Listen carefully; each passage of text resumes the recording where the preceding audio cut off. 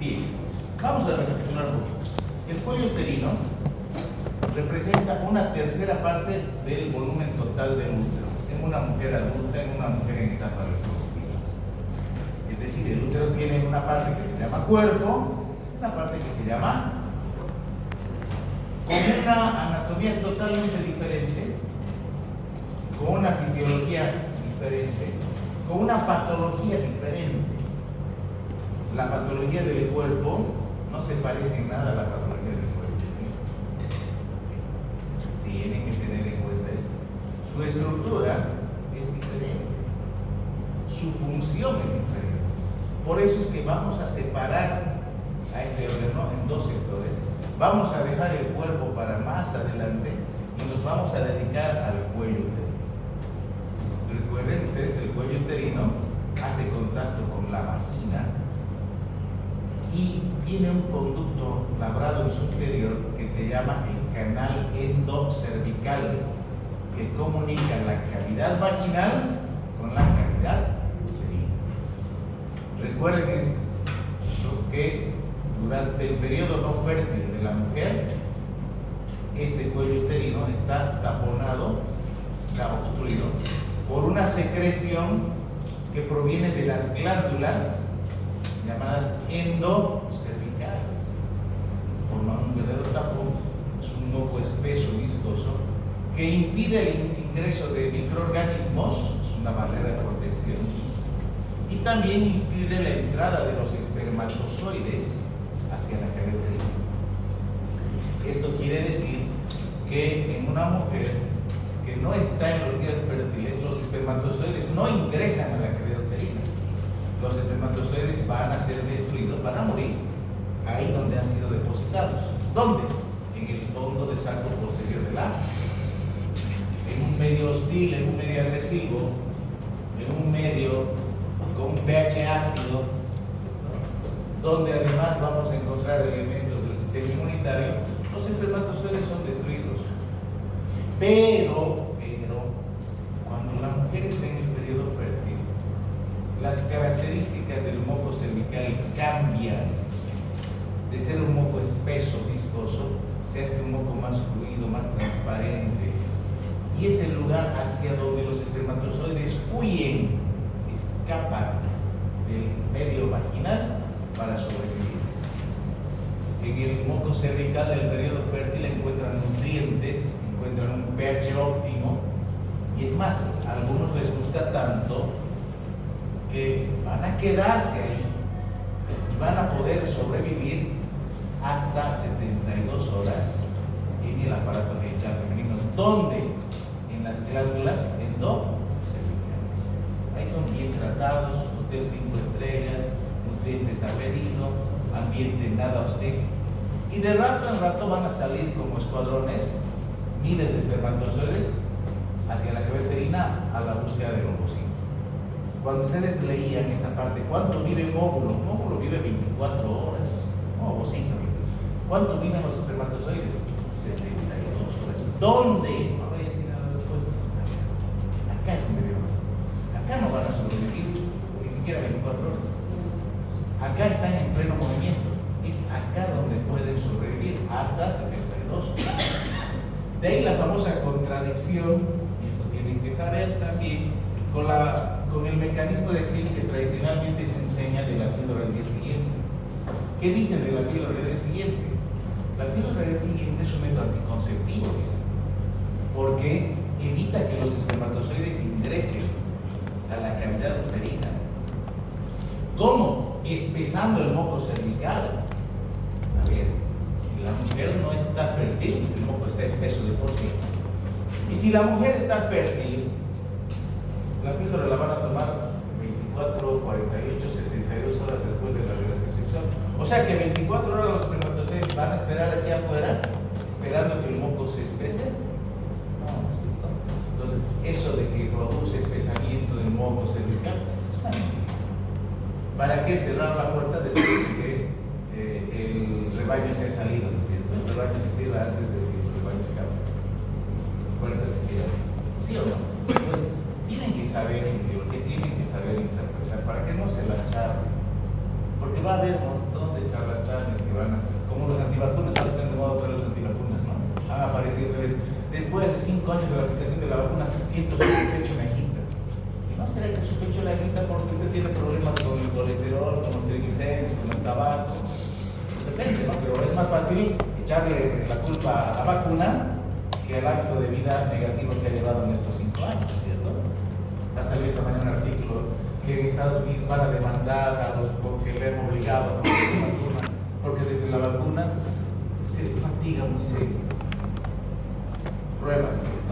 Bueno, ahí está la línea de Hart. La línea de Hart, les decía, se encuentra en la unión del epitelio plano certificado queratinizado con el epitelio plano no queratinizado. Hemos dicho aquí hay queratinizado, aquí hay no queratinizado. Es la separación entre piel y hijos. Esa es la famosa línea de Hart. Pero en el cuello uterino tenemos otra línea que es mucho más importante.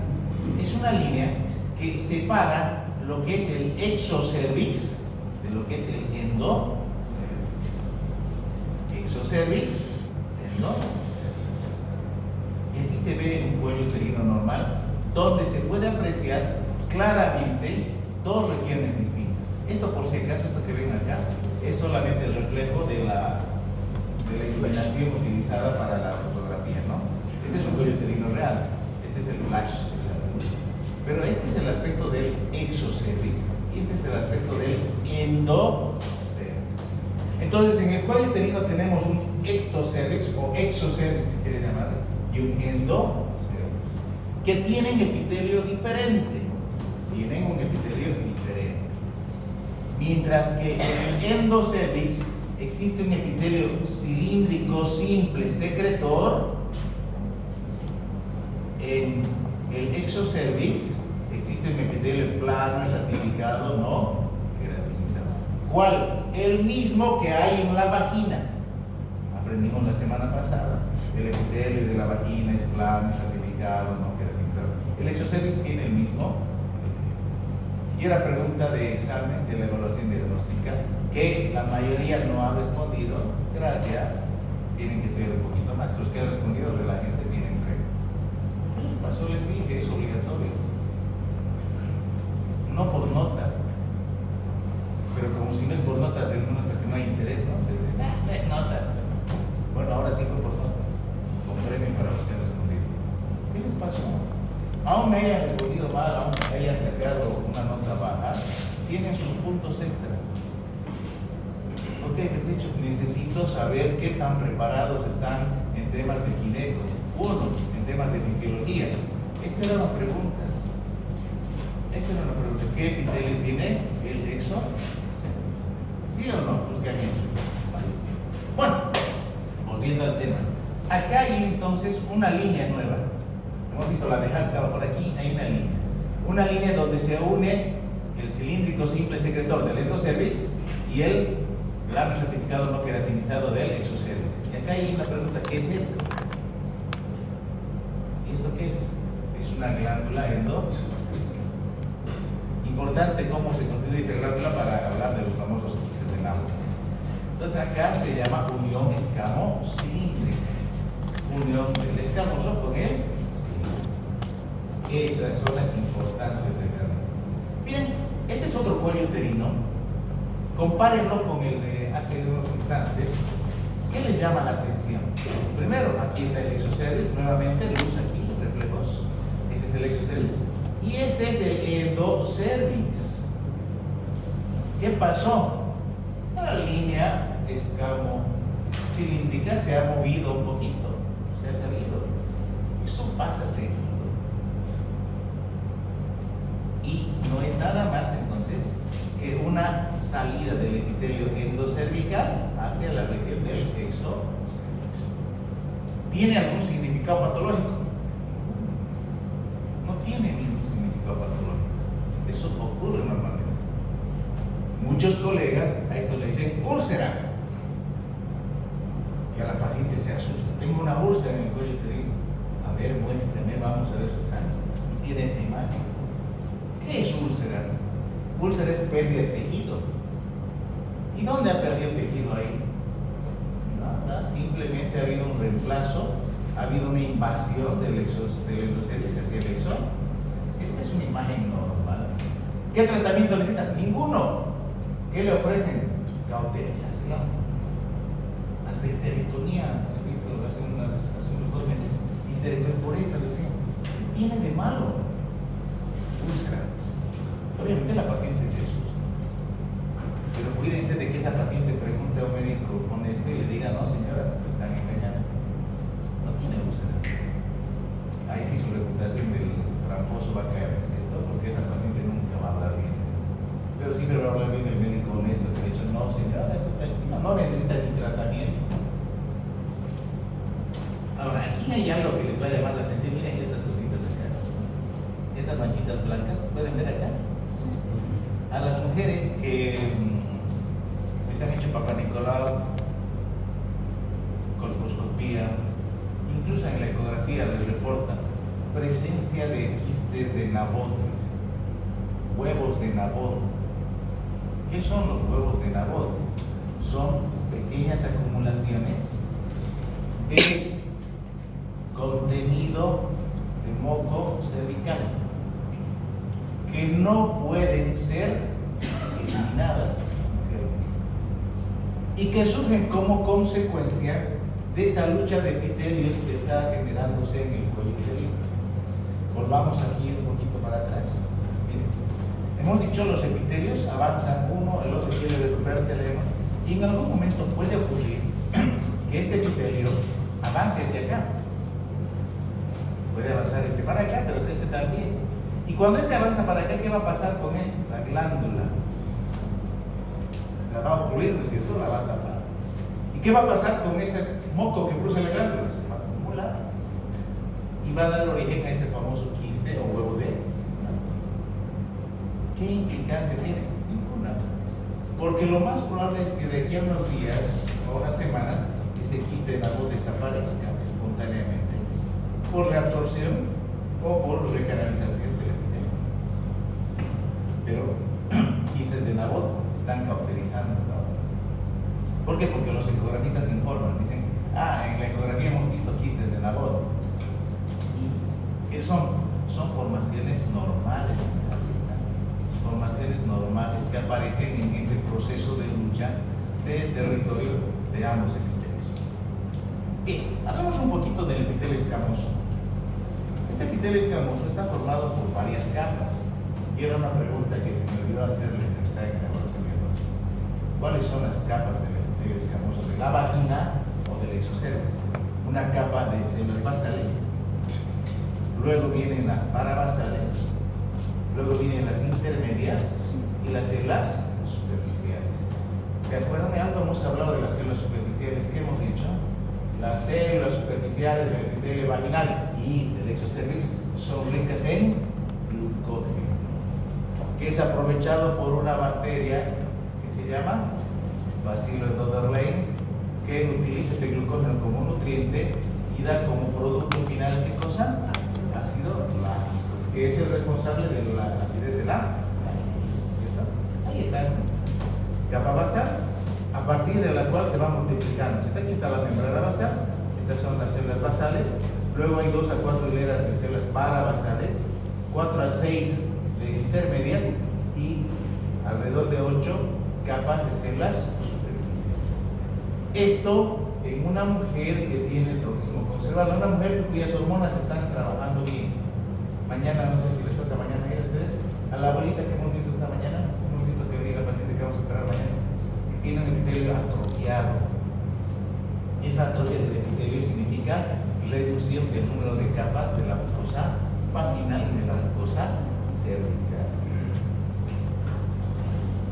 Bien, de lo que deducimos que la unión escamocilíndrica no es estática, se mueve, ya sea para un lado o para otro, es un punto dinámico que responde a estímulos hormonales y se va a ver su movilización tanto en la pubertad como en el inicio de la actividad hormonal, durante el embarazo y después de la menopausia. Es un punto que va a variar cada mujer. Ahí está, aquí ya un dibujito, pueden ver claramente epitelio exocervical, epitelio endocervical. El epitelio endocervical con el límite, la unión escamocilíndrica. por qué estamos haciendo tanto énfasis en esta zona de transformación? Hemos dicho cambio, este punto dinámico. Miren, dato interesante, en la recién nacida, miren, está para afuera. Durante la niñez, la niñez columnar se introduce al canal endocervical, no hay hormonas en la niñez. ¿Pero por qué la recién nacida? Porque la recién nacida recibe estímulo hormonal de la madre. En cambio, en la niña no hay hormonas, se introduce. En la mujer adolescente, en la mujer con actividad hormonal, en la etapa reproductiva, se mantiene. Y en la posmenopausia, ¿qué pasa? No hay hormonas. Entonces, ¿qué ocurre? La unión escamocolumnar se vuelve a introducir. Esto es importante inclusive para el hecho de tomar Papa Nicolau. El Papa Nicolau se toma de la unión escamocolumnar, tienen que tener células exocervicales y células endocervicales. Entonces no será lo mismo tomar un Papa Nicolau a una mujer de 20 años o tomar un Papa Nicolau a una mujer de 60 años. Tienen que buscar en puntos diferentes, ¿cierto? El aspecto de una mujer adulta, el aspecto de una posmenopausia. Nuevamente, ¿por qué es importante identificar la unión escamocolumnar? Vamos a encontrar los quistes de Nabor, bien, pero ¿por qué nos interesa esa zona? Porque es ahí donde se origina la aparición de las primeras células displásicas que dan origen al cáncer de cuello. Ahí comienza el cáncer. En esa zona de transición es donde comienza la neoplasia intraepitelial cervical. NIC para los amigos, ¿cierto? NIC para los conocidos. Neoplasia intraepitelial cervical, que es el origen del cáncer de cuello. Ese es el punto de donde tienen que tomar la muestra de Papa Nicolau. Bien, pero dejemos la muestra de Papa Nicolau, vamos a las enfermedades del cuello uterino. El cuello uterino es una región que es accesible al examen semiológico cuando ustedes pueden hacer el tacto, a través del tacto bimanual que se hace en ginecología, que se ha enseñado en la tercera clase de Gineco 1, pero también se puede visualizar cuando se introduce este pequeño aparatito que se llama espéculo. Este es el espéculo, ¿cierto? El espéculo nos permite visualizar las características de un cuello y normalmente se describen, ¿cierto? La presencia del orificio cervical externo, a veces puntiforme, a veces horizontal, a veces con presencia de esa ectopía de epitelios. Aquí van a describir las lesiones, van a decir, se observa una imagen irregular con vasocongestión intensa, aquí se observa flujos, etcétera, etcétera. Ahí es cuando tienen que hacer la descripción semiológica, ¿sí? Y bien, es una zona donde hay bastante patología ginecológica, ¿sí? Además del cáncer, que es el tema que nos interesa más, existen otras patologías que pueden también orientarnos a lesiones precursoras de cáncer. El cáncer de cuello uterino es el único tumor maligno que se lo puede diagnosticar antes de que sea cáncer. El resto de los tumores malignos del cuerpo humano, hombre y mujer, solo se los diagnostica cuando ya son tumor. A ver, cáncer de pulmón. ¿Cuándo van a diagnosticar cáncer de pulmón? Cuando comienza a toser sangre. ¿Cuándo van a identificar un cáncer gástrico? Cuando aparezcan melenas o exista vómito sanguinolento. ¿Cuándo van a identificar cáncer de endometrio? Que ahí se quita. Cuando la mujer presente sangrados, flujos anormales. Pero el cáncer de cuello uterino se lo puede diagnosticar antes de que sea cáncer. ¿Cómo? Conociendo la anatomía, conociendo la fisiología de esta región y conociendo las lesiones precursoras. Bien. El cáncer de mama se lo diagnostica lamentablemente cuando ya está avanzado. Cuando ya se toca el tumorcito, ya es cáncer. La mamografía nos permite ver tumores de mama que son no palpables todavía. La mamografía ayuda, pero es cáncer. Bien, vamos a hablar de patología inflamatoria, vamos a hablar de patología tumoral benigna y vamos a ir aquí maligna, maligna. Bien, aquí tienen varias visiones de lo que es el cuello uterino. Lo que habíamos hablado, este es el canal endocervical, al cuello uterino se lo observa así a través del espéculo. Esta es una vista lateral, donde se observa el exocervix y el endocervix, aquí están las glándulas. Y a ver, ¿quién me dice qué se llama esta porción del cuello uterino que está dentro de la vagina? ¿Cómo se llama? Y era una pregunta que tenía que haber hecho también el viernes. ¿Cómo se llama? Hocico de Tenca. Eso les enseña el profesor de ginecólogo. Bueno, no nos enseña a ustedes. El hocico de Tenca es la porción del útero que está dentro del acta. Este es el hocico de Tenca. ¿Qué enseña el profesor de ginecólogo? ¿Cuál profesor? Anatomía. En la anatomía. El de ginecólogo es el que nos está enseñando. Él es el hocico de Tenca, es una expresión conocida. El hocico de Tenca es lo que podemos tocar, lo que podemos ver al examen semiológico del cuello uterino. ¿Sí? El cuello uterino sí tiene muscular, por si acaso, pero es una muscular pobre, no es como la del útero que vamos a ver en un par de semanas. Hay músculo escaso, hay tejido conectivo, pero por un lado estamos hablando del revestimiento como un epitelio cilíndrico simple y por otro lado un epitelio. Estamos. ¿Y ahora qué pasó?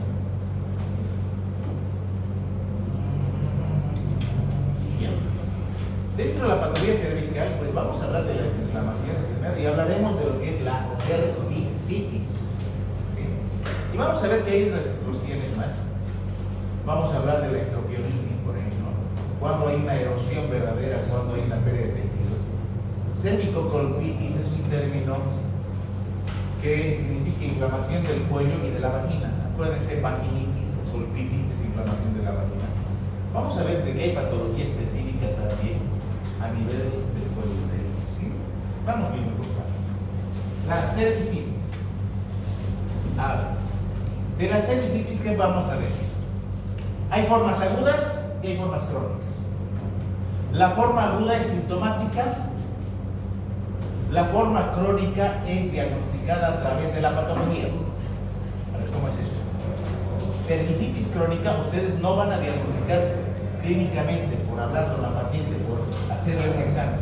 Solamente la biopsia les va a informar que hay una cervicitis crónica. Es un diagnóstico de la patología.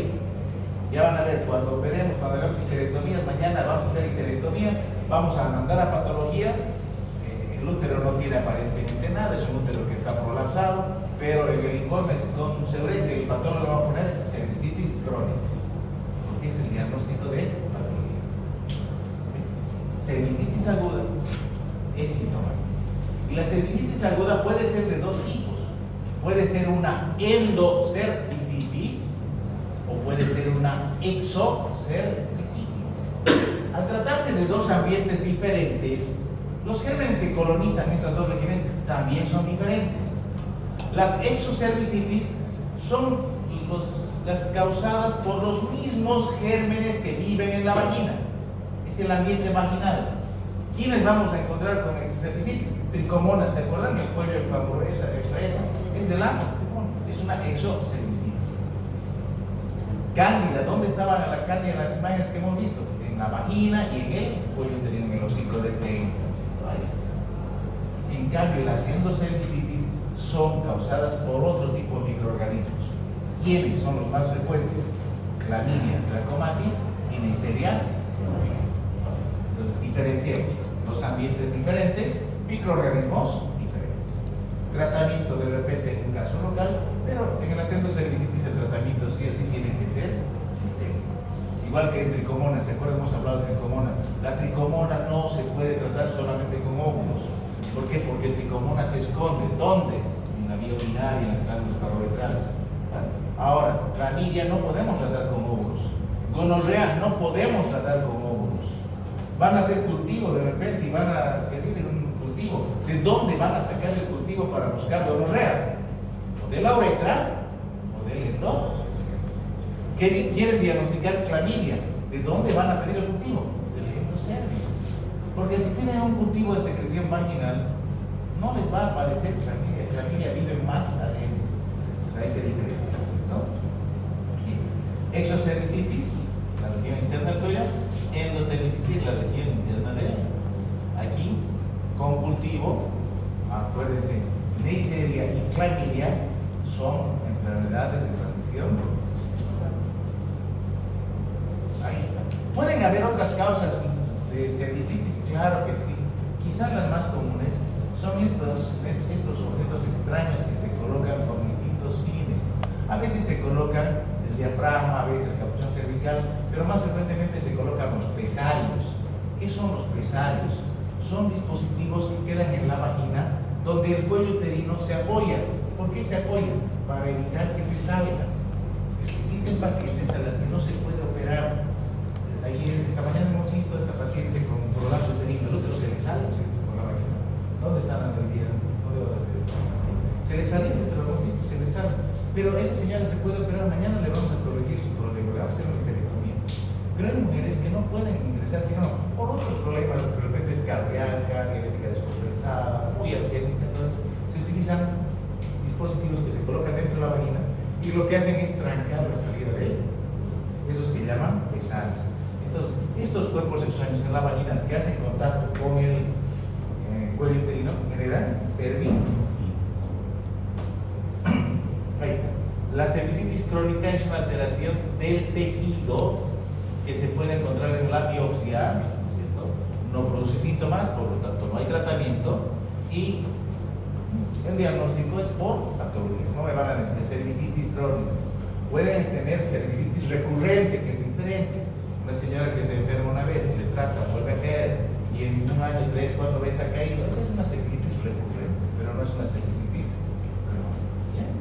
Y hay un examen que lo que circula es diagnóstico cervicitis crónica, opinión. No existe cervicitis crónica por diagnóstico clínico. ¿Ya? Bien. ¿Qué hemos hablado ya de la ectopía? ¿Qué hemos dicho? Ahí tienen otro caso de ectopía. Ahí está. Otro caso de ectopía. La ectopía no es nada más que la presencia de epitelio cervical en el territorio del exocervical, ¿cierto? Y así se ve. Y llama la atención y uno dice, ¿es una erosión? ¿Es una úlcera? No, es simplemente epitelio que ha salido de su lugar. ¿Qué tratamiento requiere? Ninguno. No hay tratamiento. Salvo dos situaciones. Aquí hay que ser. Primera situación, que sangre. ¿Y por qué sangraría? Porque acuérdense que el cuello uterino tiene un epitelio estratificado que resiste fricción. El epitelio del endocervix es un epitelio simple. ¿Qué va a pasar con la fricción? Puede desgastarse y puede dar origen a sangrado. Son las mujeres que sangran cuando tienen relaciones sexuales. No es nada malo, es una cosa facilita de tratar, pero ahí traten. Segundo, es un epitelio que está fuera de su ambiente, entonces distintos microorganismos pueden infectar y van a dar una ectropionitis, así se llama la inflamación de la ectopía, se llama ectropionitis. Una ectropionitis. El pH de la vagina no es para el endocervix, la flora microbiana no es un epitelio que no está listo para el trauma del colon, entonces generan reacciones inflamatorias y en estos casos hay que hacer ectropionitis. Cervicocolpitis es un término que habla de infección vaginal y cervical al mismo tiempo. Entonces, ¿cuándo será una erosión verdadera? Una erosión verdadera es cuando hay pérdida de epitelio. ¿Y cuándo será una úlcera? Cuando esa pérdida del epitelio va más allá de la membrana basal. ¿Se acuerdan de conceptos de patología? La tuberculosis, por ejemplo, es una enfermedad que puede localizarse en el cuello uterino. Sí, es de pulmones, evidentemente, sí. Pero hay tuberculosis secundarias que aparecen en distintas partes del cuerpo. Hay tuberculosis que aparecen en los huesos, hay tuberculosis en los riñones, hay tuberculosis en el aparato genital.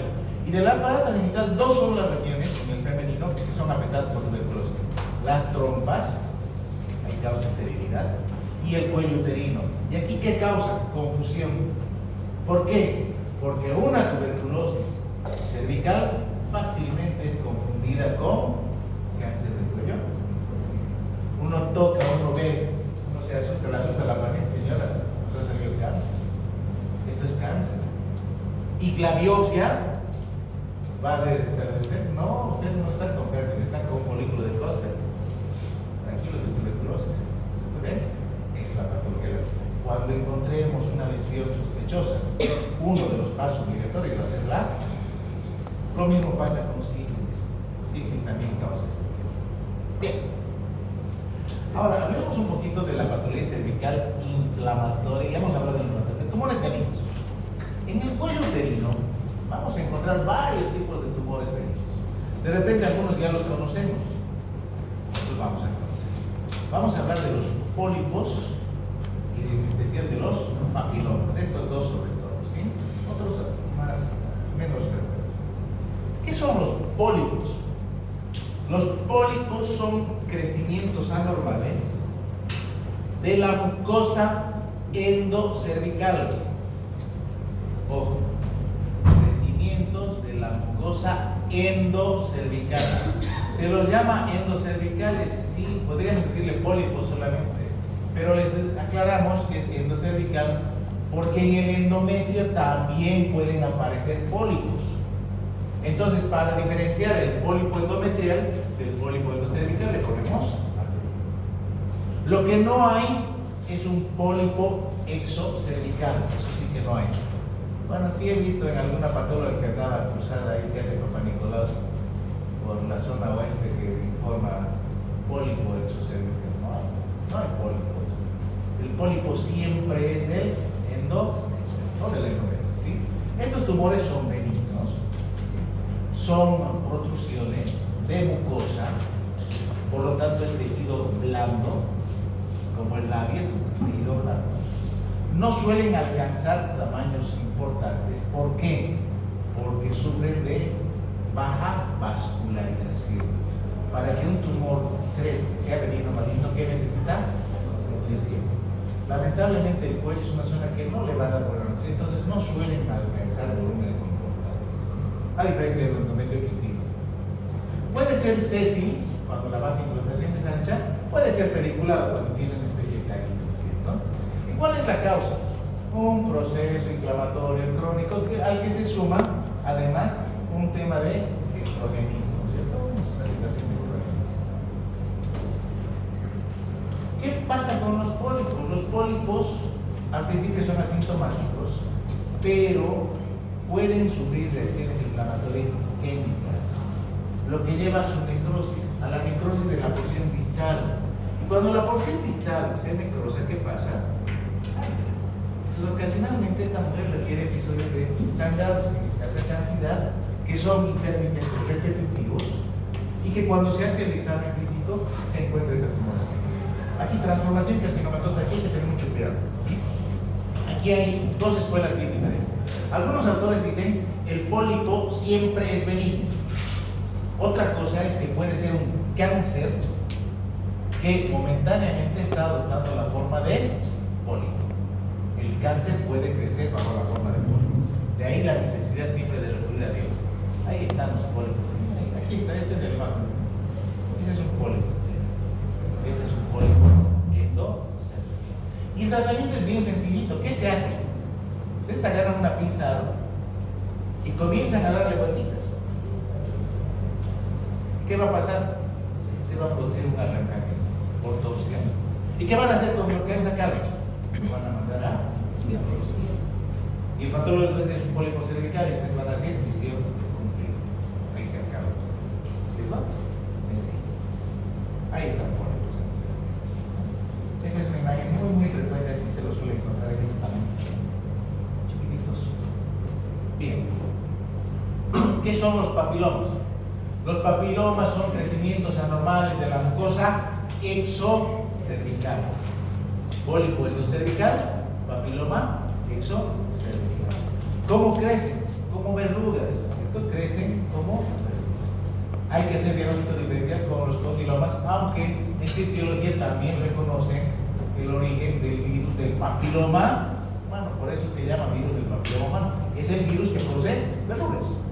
Hay que hacer diagnóstico diferencial con los condilomas porque el condiloma tiene una superficie irregular, el papiloma es de superficie.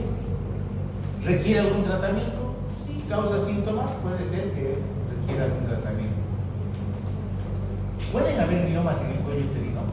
Sí, son raros. Hace rato decíamos, el cuello uterino es diferente en la anatomía del útero porque tiene también poco músculo, pero hay músculo. Y suelen aparecer miomas, tumores del músculo en el cuello uterino. Se llaman miomas cervicales. Son más raros. Pero hay un dato importante. Mientras que los miomas del cuerpo uterino son estrógeno dependientes. ¿Qué quiere decir esto? Que para su crecimiento dependen de hormonas. Los miomas del cuello uterino no son estrógeno dependientes. O sea, esos tumores del cuello uterino pueden seguir creciendo aún después de la menopausia. Por suerte son raros. Puede haber endometriosis. Sí, ya sabemos que hay endometriosis, ¿cierto? ¿Puede haber endometriosis en el cuello uterino? Sí, hemos dicho, la endometriosis puede ocurrir en cualquier lugar. Ahí están papilomas. Ahí están los miomas, ahí están un montón de miomas. Ahí está la endometriosis. ¿Cómo se ve la endometriosis? Hemos dicho, como manchitas violáceas, irregulares, únicas o múltiples, ¿cierto? ¿Cuál es la clínica? Dolor. ¿Cuándo? En los días de la menstruación. ¿Y los quistes de Naboth? ¿Qué hemos hablado de los quistes de Naboth? Ahí están quistes de Naboth más grandes. Dicen que el quiste de Naboth puede dar una complicación, que es, al ser muy grande, puede ocurrir el canal hemocervical y evitaría la salida de la sangre. Bueno, la verdad que nunca he visto un quiste de Naboth que tranque al canal hemocervical. Pero ahí están los quistecitos de Naboth, ¿cierto? ¿Cuál es el problema con los quistes de Naboth? Que estamos teniendo muy seguido, que toda la colposcopía lo reporta. En la colposcopía nos sale quiste de Naboth. Bueno, ya que la colposcopía la hemos pedido nosotros. Pero en la ecografía transvaginal también salen los quistes de Naboth. Y a los ecografistas les gusta poner útero normal, ovarios normales, presencia de quistes de Naboth. Y llega la paciente asustada, tengo quistes. Y hay que explicarle lo que les acabamos de decir. Los quistes de Naboth son acumulaciones de moco cuando la glándula cervical ha sido cubierta por un epitelio exocélico. ¿Qué tratamiento necesita? Ninguno. ¿Qué va a pasar? Hagamos un nuevo examen en un mes, 2 meses y vamos a ver que ese quiste de Naboth ya no existe. De repente hay otros, pero ese del que estaba fatigado ya no existe. ¿Sí? Entonces, esto del frío menstruación es muy poco probable. Erosiones, úlceras, ahí está sífilis, puede causar erosiones, tuberculosis puede ser erosiones. ¿Y cuál es la conducta? Observa. Si tengo una úlcera en el cuello uterino, hagan lo que sea. Puede ser de que les digan tuberculosis, sífilis, cualquier cosa, pero mejor que sí. Bien, esto es algo que han visto esta mañana sus compañeras también. ¿Qué era esto? ¿Qué es esto? ¿Qué es esto? Es un prolapso, es un cistocele. Ahí está un cistocele. La señora esta mañana tenía un prolapso genital total. Les dije, vean el cuellito uterino se veía. ¿Y qué pasa cuando un epitelio es expuesto a un ambiente que no es el suyo? Cuando el útero se sale en la cavidad vaginal y vive más afuera que adentro, ¿qué pasa con ese tejido? Sufre metaplasia. Cambia el epitelio, ¿cierto? De ser un epitelio plano, estratificado, no queratinizado, se va a transformar en un epitelio plano, estratificado, queratinizado. Eso se llama queratosis. Así de ¿cuándo? Cuando el útero está expuesto al exterior. Dato interesante, los úteros con queratosis rara vez hacen cáncer de cuello uterino. ¿Por qué? Porque no hay esa zona de transformación, está cambiando el epitelio. ¿Sí? No requiere tratamiento como queratosis, pero sí, bueno, la molestia, todo hace que tengamos que hacer una histerectomía vaginal. Bien, ahí está metaplasia. Vamos a hablar de metaplasia. Pero antes hablemos un poquito de los condilomas. Los condilomas son proliferaciones anormales de superficie irregular. Pueden ser únicos, pero generalmente son múltiples, son varios y son altamente contagiosos hasta por contacto. Se pone en contacto mucosa sana con mucosa enferma y se va a contagiar. Es una enfermedad que es causada por un virus, del cual se tienen alrededor de 100 tipos diferentes. Y a la fecha se dice que 7 de cada 10 mujeres sexualmente activas son portadoras del virus del papiloma humano. En algunos casos, el virus del papiloma humano provoca papilomas, verrugas.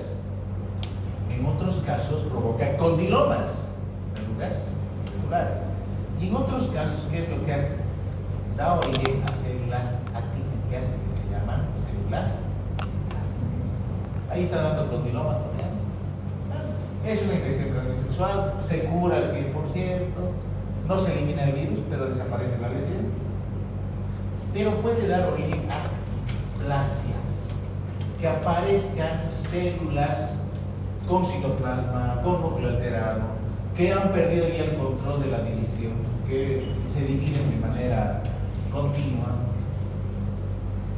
Y estas displasias aparecen cuando el virus del papiloma humano, con cepas de alto riesgo, coloniza la zona de transformantes. Ahí tienen que buscar. ¿Sí? Para el diagnóstico de las displasias cervicales, conocidas también con el nombre de NIC, se tiene exámenes complementarios, que comienzan con la citología, que es el famoso Papá Nicolau, y pueden requerir inclusive la biopsia. ¿Sí? Bueno, aquí hay un poquito de teoría. Es una ITS, el virus del papiloma es una ITS, es un virus ADN. ¿Qué significa? ¿Qué implicancia tiene que sea un virus de ADN?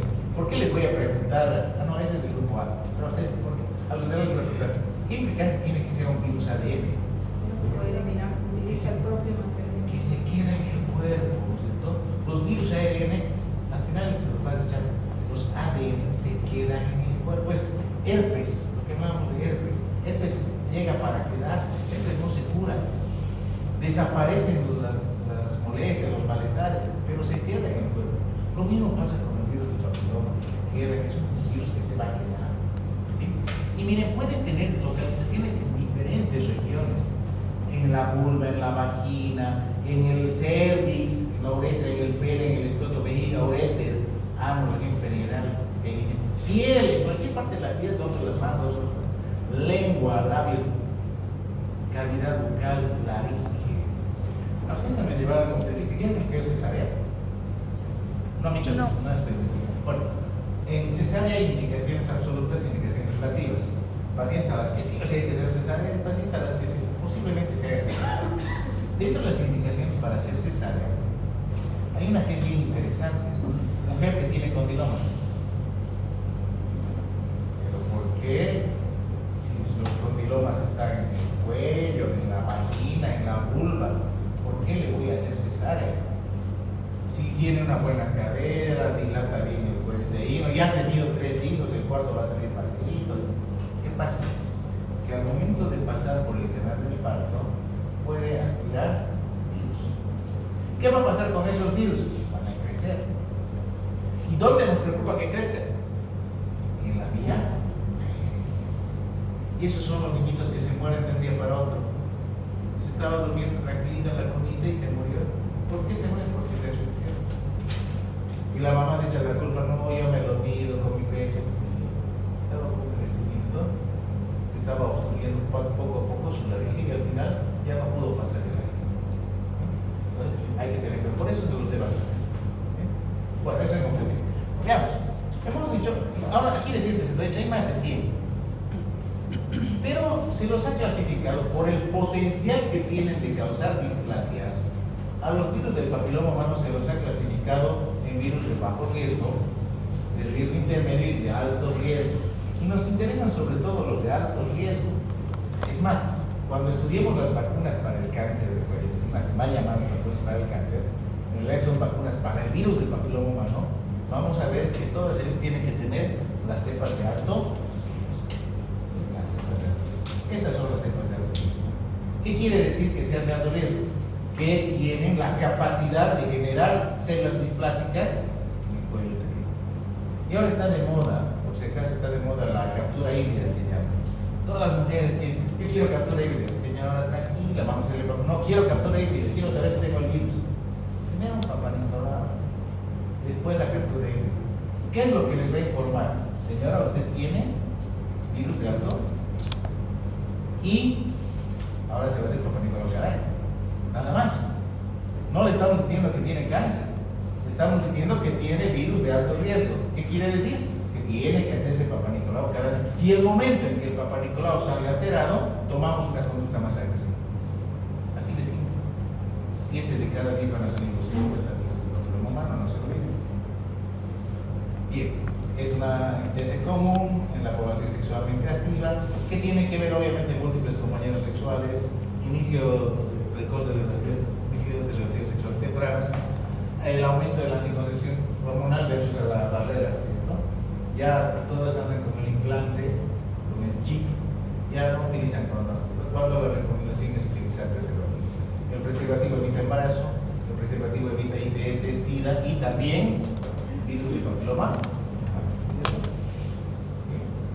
Las vías de transmisión, obviamente la más importante es la sexual. Se habla de transmisión familiar, se habla de transmisión hospitalaria, miren, durante el parto, eso es lo que les decía, por eso se prefiere hacer cesáreos. ¿Y cómo se hace el contagio?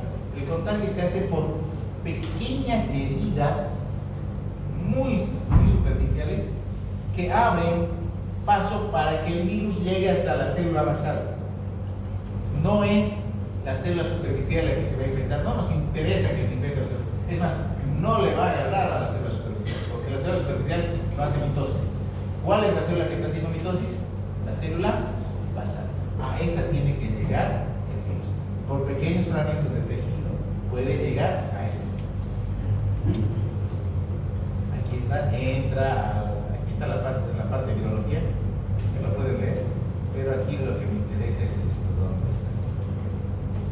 Llega a la célula basal y desde la célula basal aparecen células displásticas que van a ir ganando altura, es decir, van a ir tomando todo el espesor del epitelio, porque esto es un epitelio plano, estratificado, no queda, pero tiene una determinada altura.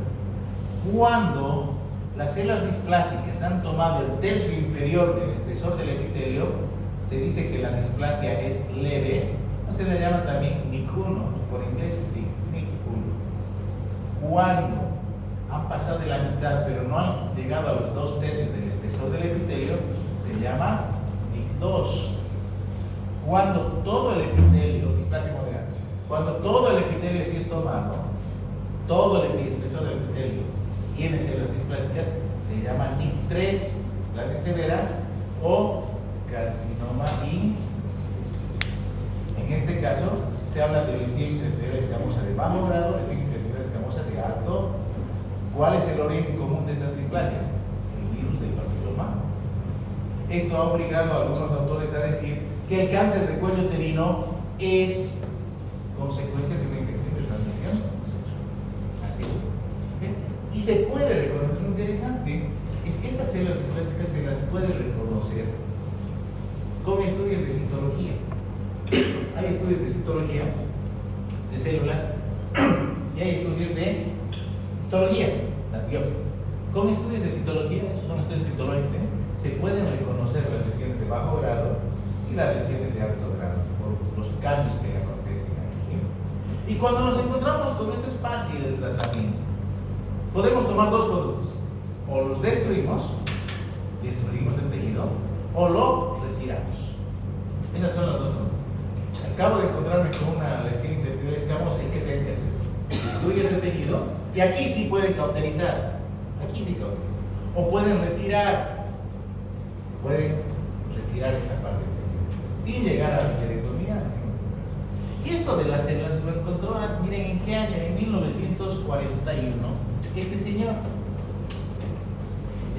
que apellidaba Papanicolau, ¿sí? Y pudo determinar que a través del estudio de las células que se van descamando, se van desprendiendo de la zona de transformación, es posible identificar esta displasia leve, moderada o severa. ¿Sí? ¿Y qué dice? Pues si una mujer se hace de forma regular este estudio de citología, es posible diagnosticar una lesión preinvasiva con mucho tiempo de anticipación. ¿Y qué es lo que hace? Pues dice, es fácil, vamos a hacer una especuloscopía. Esta mañana iba a hacerse la señora, pero se había colocado una crema. Y ustedes lo tienen que hacer por si acaso. Es colocar el espéculo y tomar una muestra, no de tejido, sino de células. Células que están descamando, ¿dónde? En la zona de transformación. Y luego se tiñe, es una tinción especial, se llama la tinción de PAP, y es el citólogo el que va a informar el resultado de la citología. Entonces, esto de Papanicolau lo usamos en español, en Brasil lo utilizan el nombre de preventivo. Es una citología cervical, simplemente es una citología. Aquí está. Esta es una espátula de aire, se llama, ¿bien? Por la forma que tiene, al hacer movimientos rotativos está sacando células endocervicales y células exocervicales. Pueden hacer lo mismo con este otro aparatito. Y si la mujer estuviese en la menopausia, hay el cepillo endocervical. Pueden meter más adentro. ¿Qué es lo que hace? se hace diagnóstico precoz. Hacer diagnóstico precoz, ¿qué significa? Hacerlo cuando la lesión es preinvasiva, cuando la lesión no ha atravesado la mucosa, la membrana basal. ¿Y qué se hace? Se organiza un sistema tal de que si yo tengo un Papa Nicolau normal, subo al siguiente escalón. ¿Cuál es el siguiente escalón? Hacer colposcopía. Y si la colposcopía me da imágenes sospechosas, ¿cuál es el siguiente escalón? Hacer la biopsia. Entonces, con la citología, la colposcopía y la biopsia, puedo asegurarme de que mi paciente no va a desarrollar cáncer de cuello. Y el Papa Nicolau, miren, es sencillito. Ahí está la espátula de ahí, está sacando células. Aquí está el circulante cervical, esto para la menopáusica. Hemos dicho, la zona de transformación está más adentro, acá de más adentro. Se extiende en un portoobjeto, se fija. Antes el fijador que se utilizaba era el spray para el cabello. Resultó que ahora es muy caro, ahora utilizan alcohol. Alcohol 90 por si acaso, alcohol 96. No el alcohol 70, el alcohol 96 para fijar. Y luego el patólogo, el citólogo va a hacer el examen. Ustedes no lo van a hacer como médicos, hay un médico, un especialista que es el compadre de reconocer. Lo que sí va a hacer él es mandarle los resultados. ¿Cuáles son las condiciones para que ustedes puedan tomar Papa Nicolau? Tres, básicamente son tres. Uno, la mujer no tiene que estar sangrando. Es un estudio de células. ¿Qué va a pasar si está sangrando? Solamente va a haber glóbulos rojos. La mujer no tiene que haber tenido relaciones sexuales. ¿Qué va a pasar si ha tenido relaciones? Se va a ver puro espermatozoide. Y de verdad que me pasó la vergüenza, ¿no? Y le pregunté a la señora, ¿no ha tenido relaciones? No está sangrando, no ha habido óvulos, cremas, no utilizaron. No. Bueno, entonces le tomo la muestra, se la mando al citólogo y el citólogo educadamente me llama y me dice, ¿qué pasó? ¿Qué pasó? Porque muestrita, ¿qué tiene muestrita? Puros espermatozoides. Déjame hablar con la señora. Dime la señora, ¿por qué no me contó? Es que me dio vergüenza avisarla. No esa es la que he pasado yo. Hay que insistir eso. No relaciones sexuales, no sangrado, no medicación vaginal. Ella de repente dice, estoy tomando antibióticos, no importa, no afecta. Estoy colocando internos, no importa. La medicación no tiene que ser por vía vaginal, ¿sí? Y los aseos intravaginales. Hay todavía mujeres que hacen esta práctica. Esto es ya debería estar fuera de lugar. Las duchas vaginales están proscritas, no deberían ser. Pero hay mujeres que se duchan para ir al ginecólogo. Ay, doctor, hoy día no quiero que me tome papel. ¿Por qué? Porque no me he hecho aseo íntimo. Señora, así es como tiene que ver sin hacerse el aseo. ¿Sí? El ginecólogo tiene que aguantar el dolor. ¿Sí? Bien. Entonces, el Papa Nicolau se basa en exfoliación espontánea. Cuidado, aquí muchas veces piensan, me va a doler, me van a sacar un pedazo de la matriz del cuello. Es mentira. Es exfoliación, es lo que está descamando, es un epitelio que descama. Eso es lo que va a salir. No es sacarle un pedazo. Cuando le vayamos a hacer biopsia, sí, ahí sí se le va a sacar un pedazo, ¿no? Entonces, se realiza a la población normal, a la que viene sin síntomas, como parte de una rutina. En Bolivia, la norma dice cada año. Inclusive las presiones y dice, quiere sacar crédito de una cooperativa, ya vaya a ser el Papa Nicolau. Tiene que ver el crédito con el Papa Nicolau. Pero así las presionan, ¿para qué? Para que los vayan educando.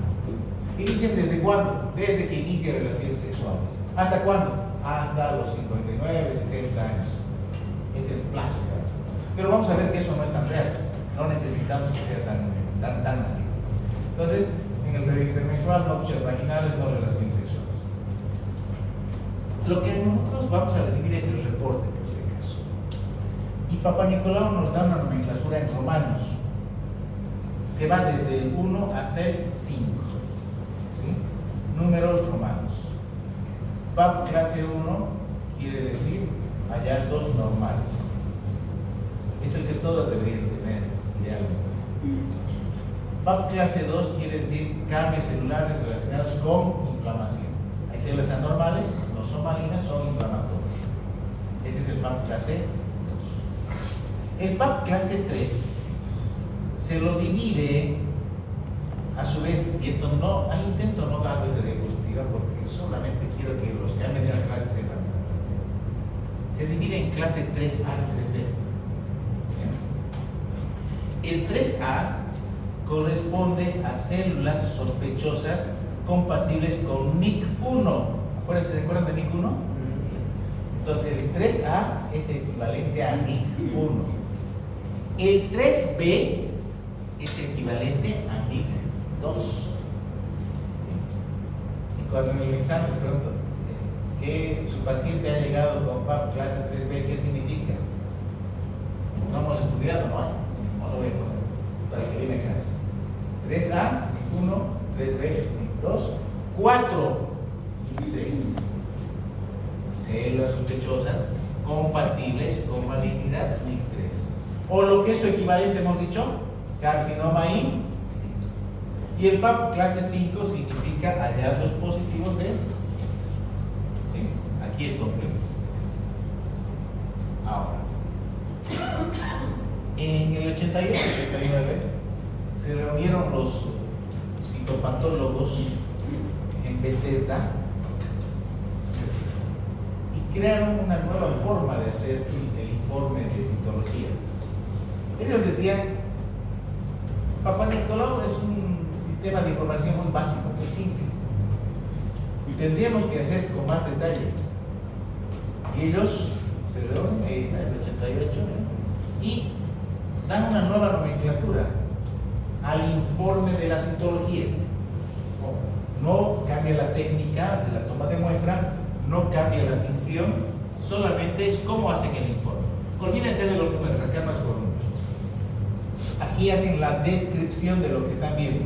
Citología dentro de límites normales, cambios celulares, están haciendo una descripción solar. Y me acuerdo que mi profesor de patología nos preguntaba, ¿me van a informar el Bethesda? Quiero que aprendan el Bethesda. El Bethesda está de moda a partir de ahora. Él lleva patología el 90, 91.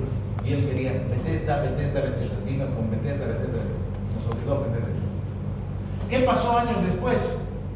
Se olvidaron del Bethesda y volvieron al PAP. ¿Por qué? Porque la paciente entiende más con un número que con una teoría. Imagínense, usted tiene una lesión interepitelial de alto grado. Usted tiene PAP 3. Uno es normal, 5 es cáncer. ¿Qué tiene más? Numerito la paciente.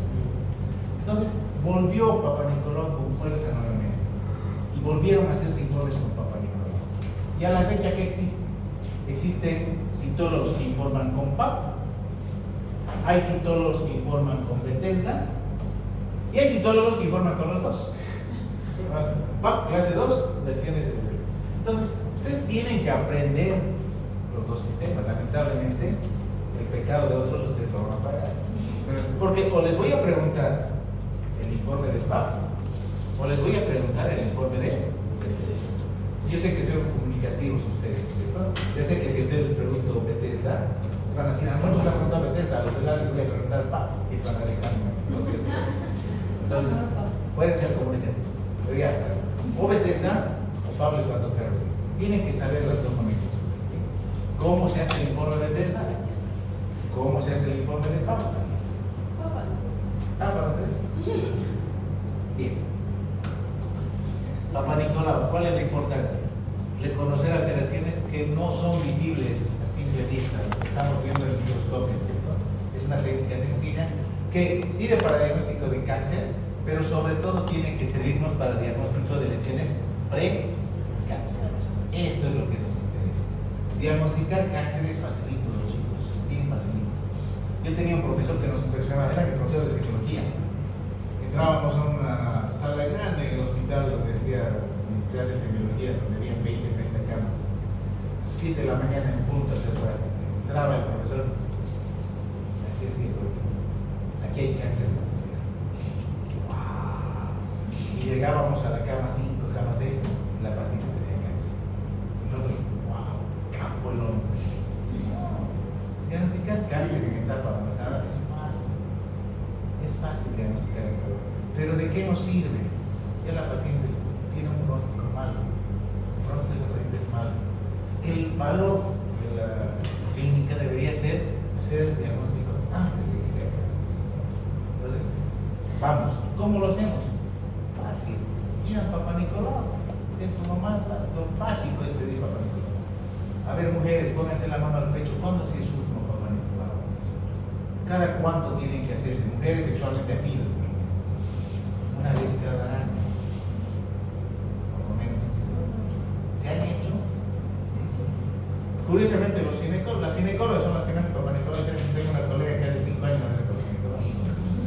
Estoy esperando que se embarace para someterla a hacer. No quieren hacer eso. ¿Por qué? Porque se confían, dicen, cuando tenga alguna molestia. No, cuando tenga una molestia ya es cáncer. ¿Ya para qué? ¿No?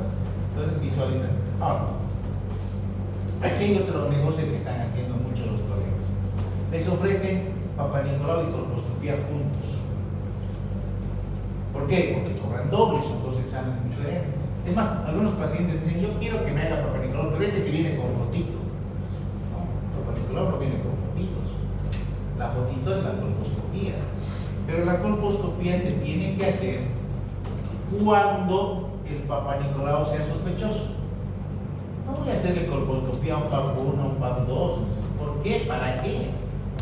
Pero si es un 3, 4, bueno, colposcopía.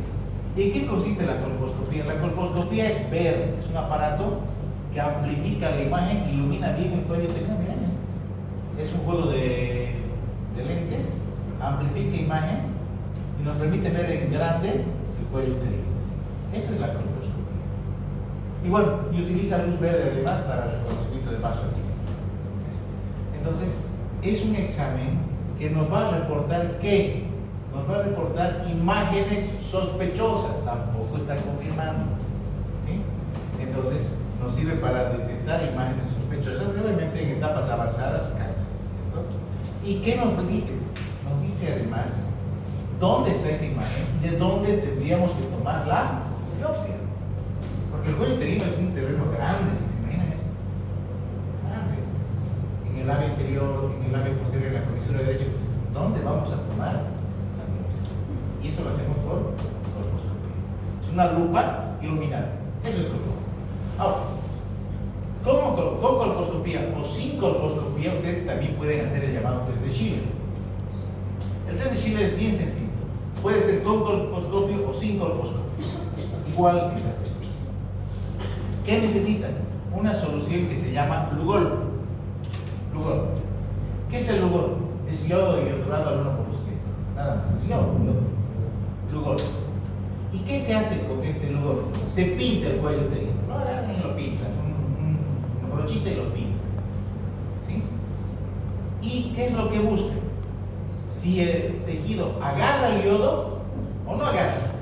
Sí, agarra el yodo, se llama zona Lugol positiva. No agarra el yodo, se llama zona Lugol negativa. ¿Sí? Cuando agarra el yodo, significa que estamos frente a un epitelio normal, porque solo un epitelio normal agarra yodo. El epitelio plano, estratificado, no queda. Ese agarra yodo. Entonces, si es Lugol positivo, significa que es un test de Schiller negativo, no hay nada malo. ¿Sí? Y al revés, ¿no es cierto? Si es Lugol negativo, será Schiller positivo. Pregunta de examen, ¿ya? Aquí están las lesiones colposcópicas, vamos a ir así. Vamos, esta es la prueba de Schiller, aquí está. Aquí está, han pintado con Lugol, esta es una zona Lugol positiva, esta es una zona Lugol negativa. ¿Qué es esto? Es el epitelio plano, estratificado, no caracterizado. ¿Y qué es Lugol negativa? Que no agarró yodo. ¿Por qué no agarró yodo? Por una de estas razones. O es el epitelio cilíndrico, es una ectopía, o es una metaplasia, o es una displasia, o es una neo. O sea, no nos está diciendo el test de Schiller si es o no cáncer. Simplemente nos está diciendo hay un epitelio normal y de esta zona vas a sacar la biopsia. No vas a sacar de esta zona, porque esto es normal. Vas a sacar la biopsia de esta zona. Ese es el test de Schiller. Como pueden deducir ustedes, no necesita del colposcopio. Lo pueden hacer con especuloscopía sencilla. Estoy haciendo una cirugía, quiero hacer una resección de cuello uterino de la zona comprometida. Ahorita vamos a ver. Utilizo el test de Schiller para delimitar qué es normal y qué es anormal. ¿Sí? Esta es una colposcopía. En la colposcopía lo que se hace es teñir también el cuello uterino pero se lo tiñe con ácido acético. ¿Sí? En la zona de transformación se pone el ácido acético y nos va a dar tres imágenes sospechosas básicas. Aquí están las tres imágenes: leucoplasia, base o puntillado y mosaico. Esas son las tres imágenes más básicas de la colposcopía. Y esto para que lo lean, ahí está, pero quiero mostrarles. Ahí está una zona de transformación, un cuello uterino a la colposcopía normal. Ahí está, la teoría de la colposcopía. ¿Qué es el mosaico? El mosaico es la imagen que ustedes tienen en el piso, por eso se llama mosaico. Miren, esa es una imagen. Le han aplicado ácido acético al cuello uterino y les da esa imagen. A esa imagen se llama mosaico. Esa es una imagen sospechosa. No es concluyente, pero es sospechosa. ¿Cuál es la otra imagen? Leucoplasia. ¿Qué es leucoplasia? Mancha blanca. Esa es una colposcopía con leucoplasia.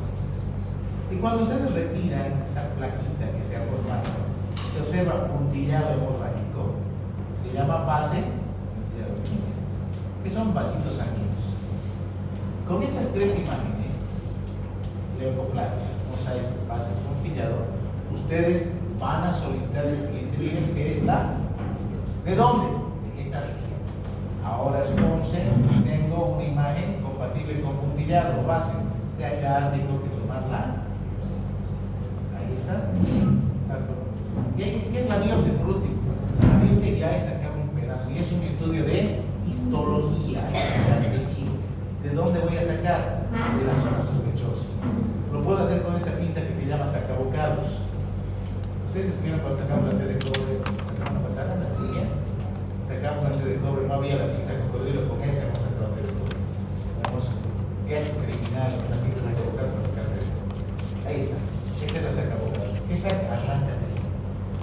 Pueden hacer un legrado endocervical. Este es un legrado endocervical, sacar tejido de todo.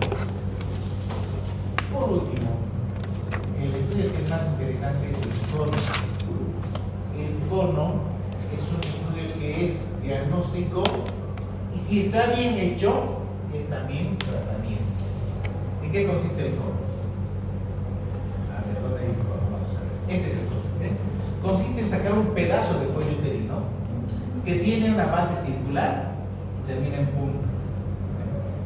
La base circular, la punta. Por eso se llama cono. Tiene forma de cono. ¿Y qué es lo que buscamos? Buscamos que esta pieza sea llevada a estudio de patología, que el patólogo nos diga una cosa: bordes quirúrgicos están libres, márgenes libres. ¿Qué hemos hecho? Estamos haciendo diagnóstico, pero también estamos haciendo tratamiento. ¿Por qué? Porque a esta mujer le estoy sacando la zona de transformación con las lesiones que ella tenía. Esta mujer tiene el riesgo de cáncer de cuello uterino. Ya no. ¿Por qué? Porque ella no tiene zona de transformación. Ella no tiene zona. ¿Dónde va a ser cáncer? Es diagnóstico y es diagnóstico. Pero si el cono me dice cono insuficiente, ¿qué quiere decir? Quiere decir que aquí, todavía en el bordecito, tengo tejido displásico y debo hacer un tratamiento más agresivo. ¿Sí? ¿Y cómo me oriento para saber qué es un cono, para hacer un buen cono? Hago test de Schiller. ¿No? Con test de Schiller pinto y tengo que sacar por fuera de la manchita blanca todo el tejido. Y así prevenimos cáncer de cuello uterino, ¿sí? Evitando esta progresión que es fatal, de NIC1 a NIC2 a NIC3. Lo hago tranquilo, ¿por qué? Porque para que un cuello uterino normal pase al estadio del cáncer, van a transcurrir entre 5 y 15 años. Entonces, en este periodo, voy a encontrar estas lesiones y las voy a tratar oportunamente antes de que llegue esta fase. Por eso el Papa Nicolau lo podemos hacer tranquilamente cada año, y en algunas escuelas inclusive hasta cada 3 años. Ese es el cáncer de cuello, es un cáncer de cuello. Diferencia, aquí un dato importante: ¿cuándo decimos cáncer in situ? El cáncer in situ es el NIC3, es esa situación donde todo el epitelio está comprometido, pero no ha atravesado la membrana basal. En cambio, se dice cáncer microinvasivo cuando ya ha habido penetración de la membrana basal en profundidad menos de 5 milímetros, Y en extensión, menos de 7 milímetros. Ese es un cáncer microinvasivo. Esta es una pregunta del grupo A, por si acaso. Ahora bien, ¿qué tipos histológicos de cáncer vamos a encontrar en cuello uterino? El más frecuente, el que tiene el 75-80%, es el carcinoma escamoso, que viene del exocérvix. El adenocarcinoma es más raro, tiene un 12%, y es mucho más raro, y se llama adenocarcinoma. ¿Sí? Ahí está lo que les decía. ¿Se acuerdan? NIC 1, NIC 2, NIC 3, o su equivalente carcinoma. Cáncer microinvasor, NIC 1, NIC 2, NIC 3. Al NIC 1, Bethesda le llama lesión intraepitelial escamosa de bajo grado. L de low, ustedes son English speakers, so you understand. Y aquí es lesión intraepitelial escamosa de alto grado. El NIC 1 y el NIC 2, el NIC 1 es bajo grado, NIC 2 y NIC 3 son de alto. Ahí, evolución del NIC hemos visto, evoluciona entre 5 y 15 años. Pero aquí hay datos interesantes. Miren, el NIC 1 evoluciona a cáncer invasor y regresiona espontáneamente o con tratamiento. El NIC 2 evoluciona y puede regresionar. Pero observen, mientras más avanza el NIC, mayor el riesgo de progresión, menor la posibilidad de regresión. ¿Qué quiere decir? Que no todos los NIC 1 van a ser cáncer. Los estamos diagnosticando para que nunca sean cáncer. No todos los NIC 2 van a cáncer, ni siquiera los NIC 3 van a ir a cáncer si hacemos un tratamiento oportuno. Y todo comienza ¿cómo? Con una citología. ¿Sí? Esta es la triada básica de ginecología.